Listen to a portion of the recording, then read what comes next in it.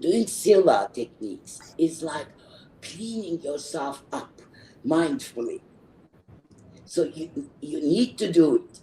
All religions, all science says the same thing.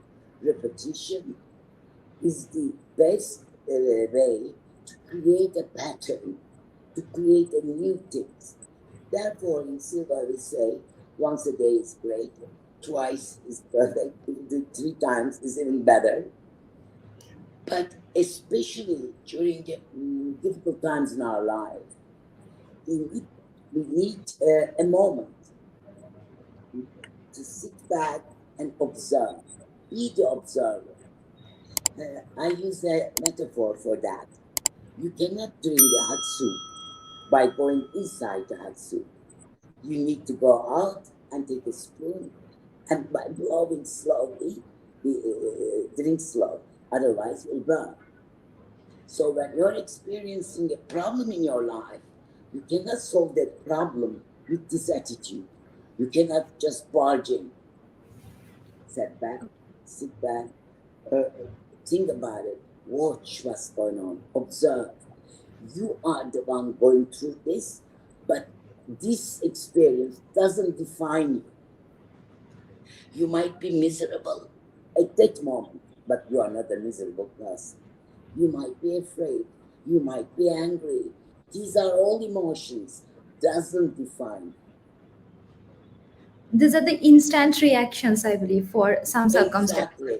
We are human, and Yes. none of us are free from this.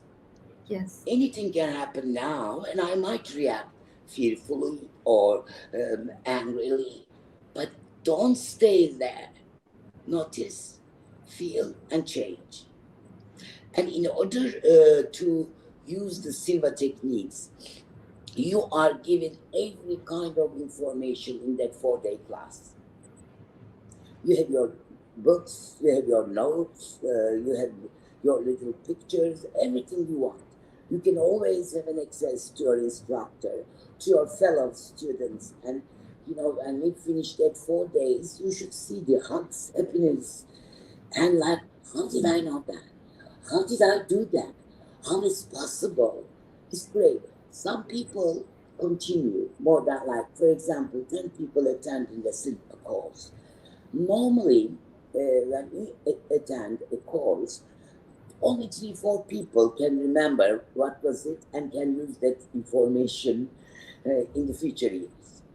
But I noticed in Silva classes, maybe 6-7 people are using this.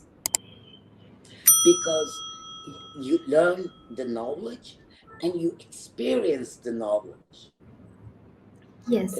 And that thing we were discussing, that we need to be the observer. So before starting with Silva method, do you want that people should at least have some idea or some sort of things of how our brain works, or everything Definitely. we are gonna people should have some idea? And I'm pretty sure that whoever will watch this podcast, they will get at least a bit idea before like taking either the Silva classes or maybe the home study programs that Silva International is having. So without like having any doubt, after just watching this podcast, people will be a bit confident that they should invest in the best thing in their life. That is the Silva method. Exactly. I always say one thing.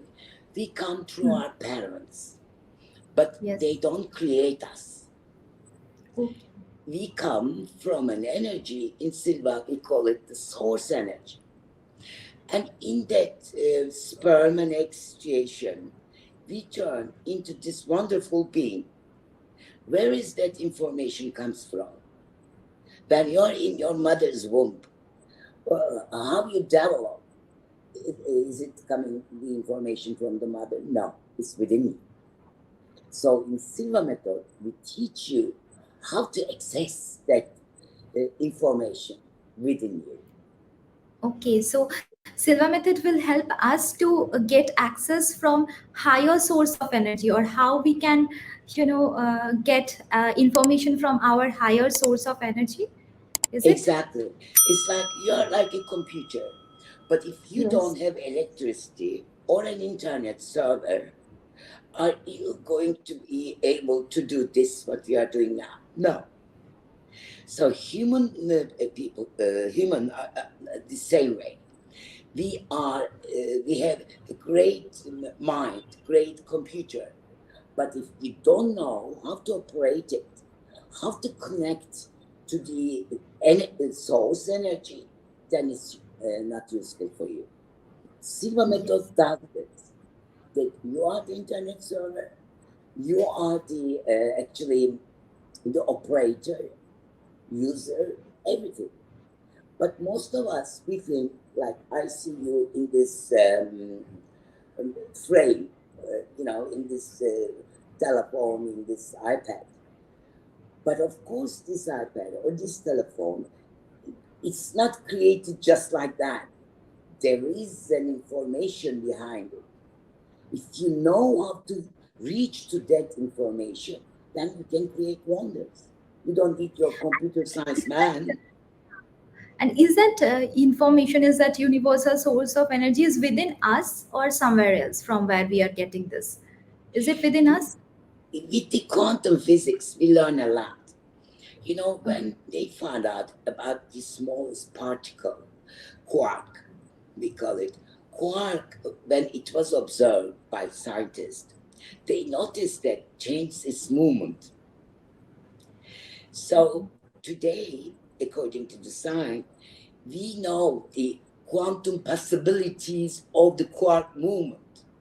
But when it was observed, since it was changing, we know this only by thinking of it, guessing about it. So this was an interesting information. Today we are talking about the quantum field. The quantum field says that there is information everywhere. If I room now, there is information. Because of that information, I'm able to see you in my screen now. And therefore, the same thing for you. So, but can you see with your eyes? Can you touch that information? No, no. No. You can reach that information only by intuition. Okay. That's the most important thing. Information is everywhere. Knowledge is everywhere. You need only to create in your mind right tools, right ways to reach that information. The Okay. science is all based into guessing, into information by imagination. That so many things with the scientists. How did they use their imagination? Like it's known for Einstein. One day he was lying down and watching the sun rays, and he says, how nice it would be to travel on top of them into that light. This is how his mind created all this formula.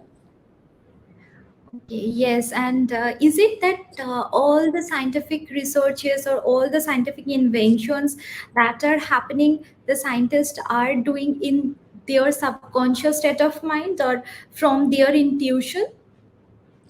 It's a subconscious mind, intuition, and collective consciousness. Jung calls Okay, this. There okay. is a And what is the field collective that consciousness? collective consciousness is that, through this internet we connected, right? So Yes. it's like a server.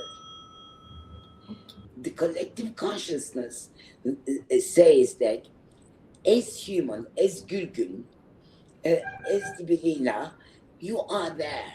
But actually, subconsciously and collectively consciously, we are into one another. We can feel one another. Not maybe actually see.